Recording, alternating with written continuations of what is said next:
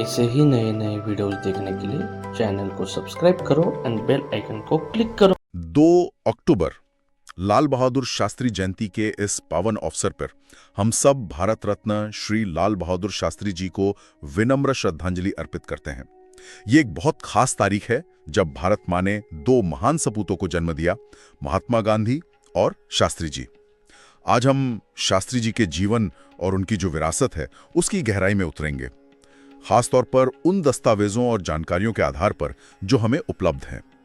शास्त्री जी, ये नाम जहन में आते ही एक तस्वीर बनती है सादगी की, ईमानदारी की और साथ ही गजब की हिम्मत की।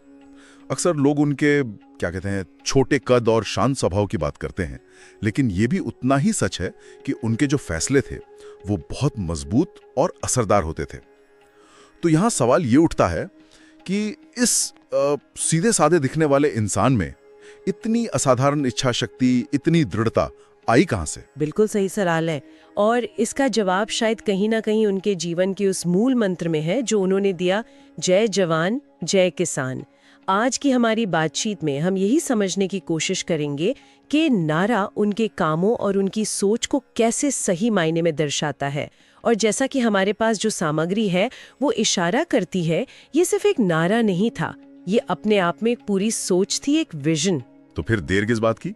चलिए इस महान नेता की कहानी के उन पहलुओं को छूते हैं जो शायद कम जाने जाते हैं, उन दस्तावेजों की रोशनी में जो हमारे सामने हैं, और समझते हैं कि भारत को ये शक्तिशाली मंत्र देने वाले व्यक्ति का जीवन असल में कैसा था। शुरुआत उनके जन्म से करते हैं। 1904 में मुगल सराय, उत्तर प्रदेश में एक बहुत ही साधारण कायस्थ परिवार में उनका जन्म हुआ था। जी, जैसा कि जानकारी है, पिता शारदा प्रसाद श्रीवास्तव स्कूल शिक्षक थे, बाद में राजस्व विभाग में क्लर्क बने। लेकिन दुखद ये रहा कि जब शास्त्री जी महज 1.5 साल के थे तभी उनके पिता का देहांत हो गया। माँ राम दुलारी देवी फिर उन्हें लेकर अपने पिता के घर मिर्जापुर आ गईं। तो बचपन जो था वो काफी संघर्षों में बीता। हाँ, और यहाँ ये देखना बहुत दिलचस्प है कि ये जो शुरुआती मुश्किलें थीं, उन्होंने उनके व्यक्तित्व को कैसे गढ़ा, कैसे शक्ल दी। कुछ नोट्स ये इशारा करते हैं कि गरीबी और अभाव ने न सिर्फ उन्हें ज़मीनी हकीकत से जोड़े रखा, बल्कि शायद आम आदमी की जो तकलीफें होती हैं उनके प्रति एक गहरी हमदर्दी भी पैदा की। शायद यही वजह थी कि कठिनाइयों से लड़ने का जो एक मादा उनमें विकसित हुआ वो आगे चलकर उनके नेतृत्व में साफ झलकता भी है।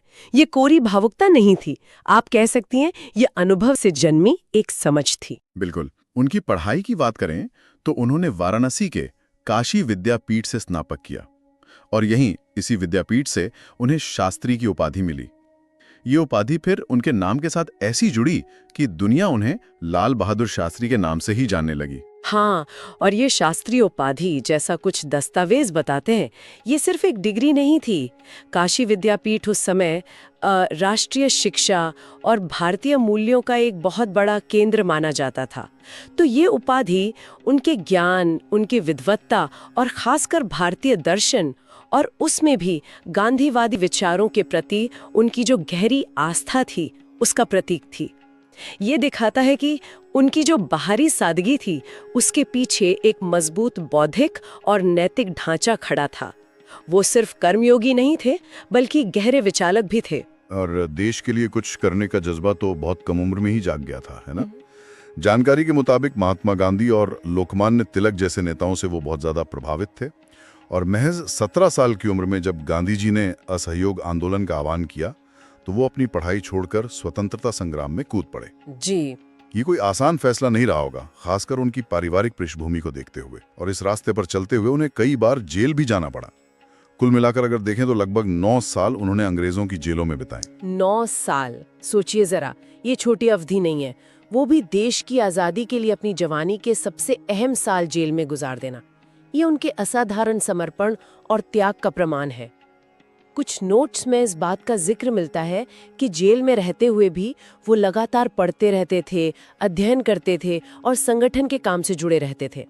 ये दिखाता है कि मुश्किल हालात में भी उनका इरादा कितना पक्का था। ये कोई पल भर का जोश नहीं था, बल्कि ये एक जीवन भर का संकल्प था जो बाद में उनके राजनीतिक जीवन की नींव बना। बिल्कुल।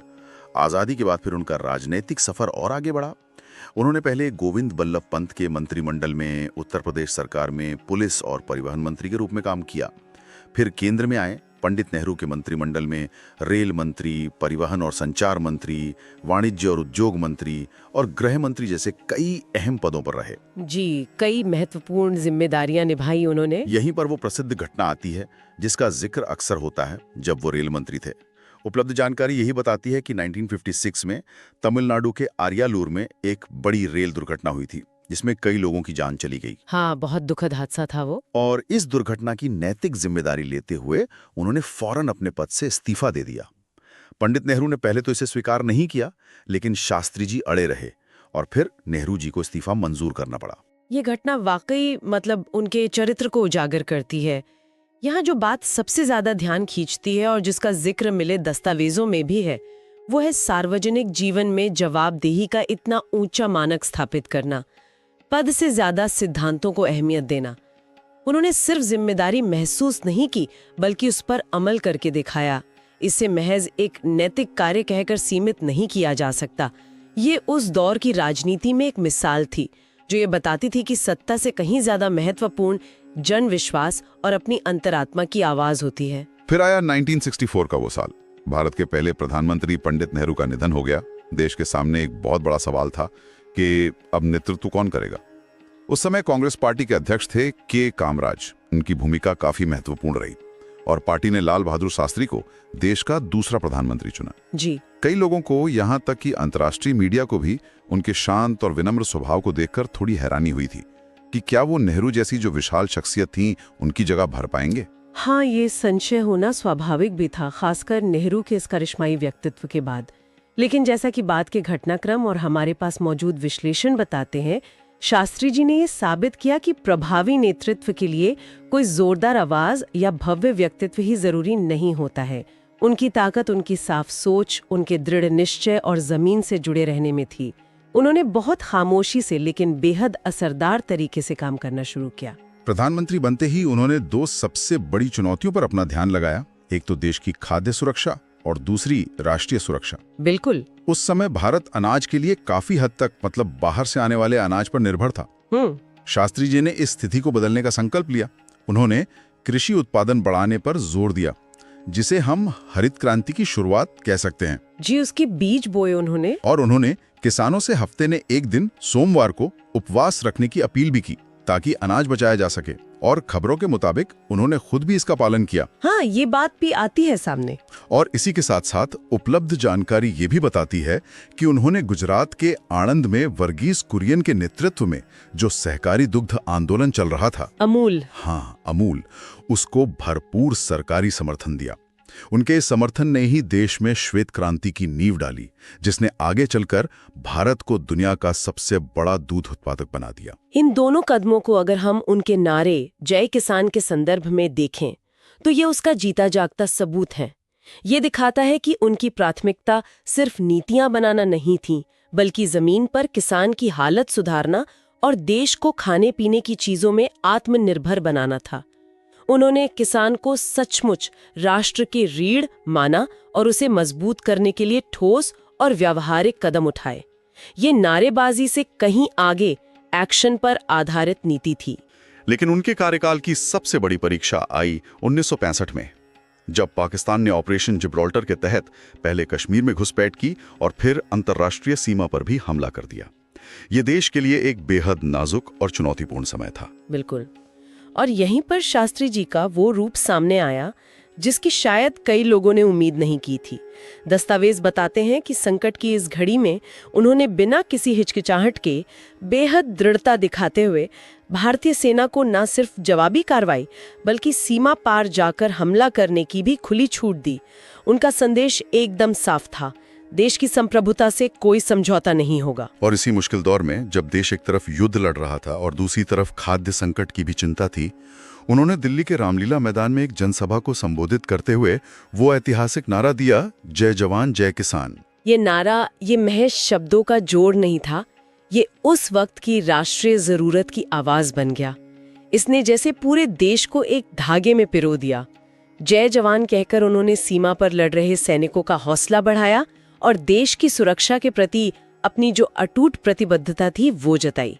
वहीं जय किसान कहकर उन्होंने खेत में पसीना बहा रहे अन्नदाता के महत्व को रेखांकित किया। और खाद्य सुरक्षा की अहमियत पर जोर दिया। ये दिखाता है कि उनकी नज़र में एक मजबूत राष्ट्र के लिए उसकी सीमाएं भी सुरक्षित होनी चाहिए और उसके नागरिक भी आत्मनिर्भर होने चाहिए। ये एक अद्भुत संतुलन था जिसने देशवासियों में गजब का आत्मविश्वास भर दिया। कुछ वृत्तांत तो ये भी बताते हैं कि इस नारे का असर ऐसा हुआ कि लोगों ने अपने अपने स्तर पर सेना और सरकार की मदद करनी शुरू कर दी। फिर युद्ध विराम पुनः और शांति बहाली के लिए प्रयास शुरू हुए। सोवियत संघ की मध्यस्थता में जनवरी 1966 में भारत और पाकिस्तान के बीच ताशकंद, जो अब उज्बेकिस्तान की राजधानी है, में एक शिखर वार्ता हुई। जी 10 जनवरी 1966 को शास्त्री जी और पाकिस्तान के राष्ट्रपति अयूब खान ने ताशकंद समझौते पर हस्ताक्षर किए, जिसका मकसद युद्ध से पहले की स्थिति बहाल करना और आपसी विवादों को शांतिपूर्ण ढंग से सुलझाना था। हाँ, एक महत्वपूर्ण समझौता था वो। लेकिन इसके फौरन बाद ही एक बेहद दुखद और स्तब्ध कर देने वाली घटना हुई।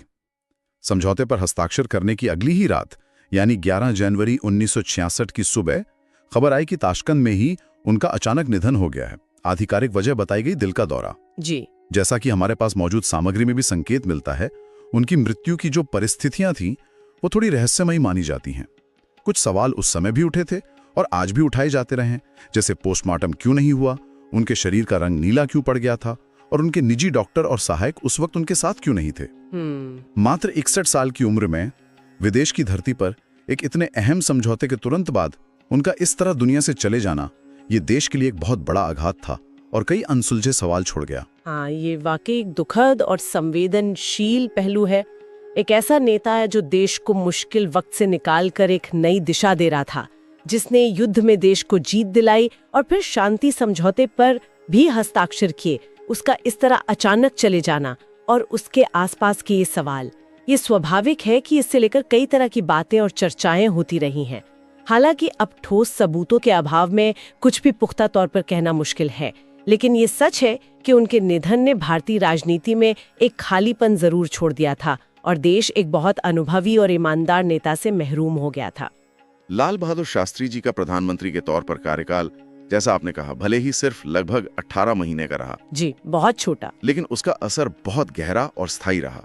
उनका जीवन हमें एक बहुत जरूरी बात सिखाता है, वो ये कि सच्चा नेता होने के लिए जरूरी नहीं कि आप बहुत ऊंचे दिखें या बहुत जोर से बोलें।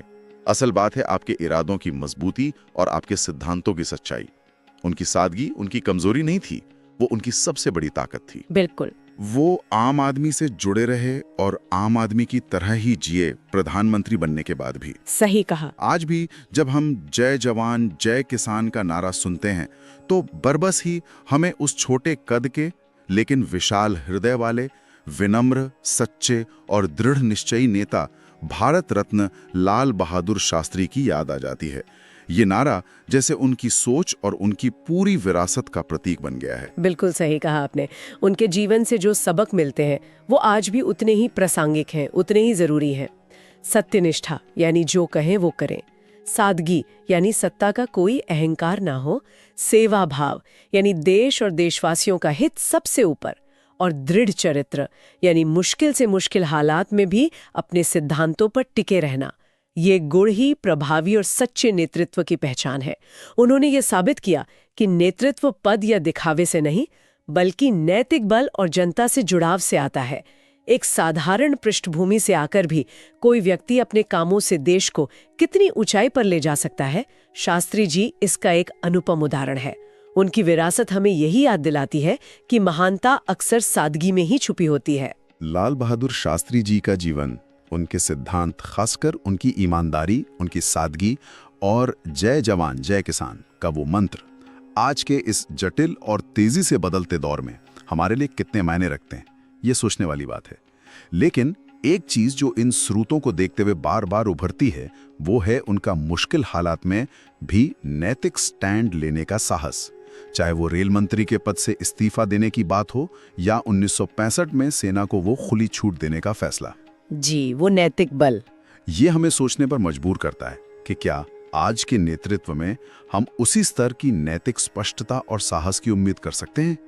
ये एक सवाल है जो उनके जीवन से प्रेरणा लेते हुए हम खुद से पूछ सकते हैं। उनका जीवन हमें यही सिखाता है कि असली महानता बाहरी चमक दमक में नहीं, बल्कि आपके चरित्र की मजबूती और देश के प्रति निस्वार्थ सेवा में है। आज की ये बातचीत यहीं समाप्त करते हैं।